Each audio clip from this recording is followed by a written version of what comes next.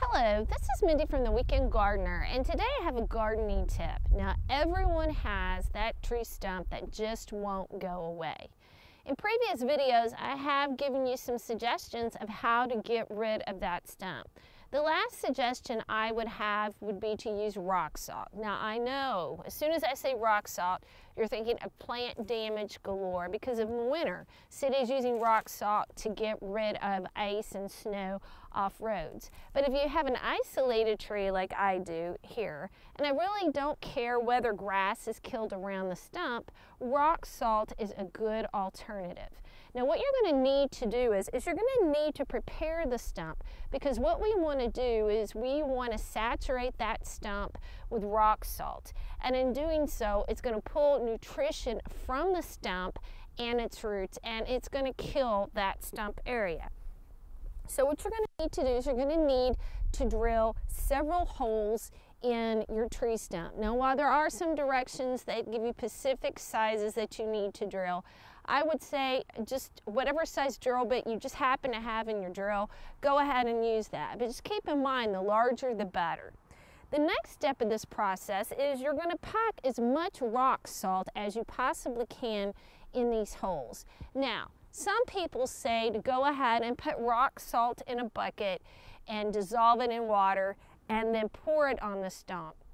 My problem with that is you're going to have a lot of water that's going to run off this flat surface into the surrounding area, and it's going to cause plant damage. If you pack the holes with rock salt and you brush as much as you possibly can into those holes, you have some ability to control the amount of damage that's going to occur, because you are going to have some die-off of the grass around this stump, regardless of how careful you are. Once you have done that and the holes are packed as tight as you possibly can get it with rock salt, the next step is you're going to want to cover it with soil. Now you want to cover it with soil so that you're keeping that rock salt in this small area.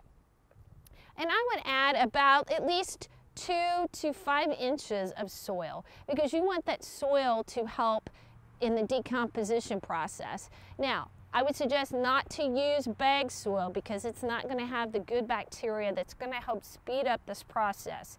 So some good old garden soil or some compost that you have in your compost bin. Either one of those will have that good bacteria that's going to have to speed up the decomposition process. On top of that, you're going to add mulch. And it doesn't really matter what kind of mulch. You can use bark mulch, you can use grass clippings, you can use ground up leaves. You just need some type of mulch. And then you're going to water all this in, and bucket after bucket of water. But just keep in mind that you want to pour it and give it an opportunity to percolate down through there. What that is going to do is it's going to slowly dissolve that rock salt, and in doing so, it's going to take that rock salt to the roots and help kill the roots while it's killing the stump.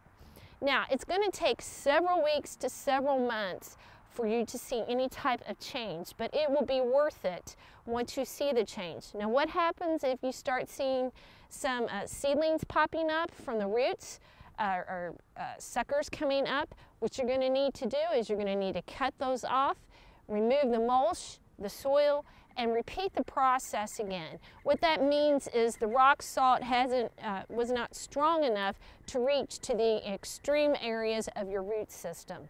So the next time you have that stubborn stump and you don't want to call a commercial company, give rock salt a try. But one cautionary tale though, don't use it around concrete or plants that you would like to keep, because you are going to have some runoff of that rock salt and it will cause plant damage. So until we meet in the garden again, this has been Mindy from the Weekend Gardener.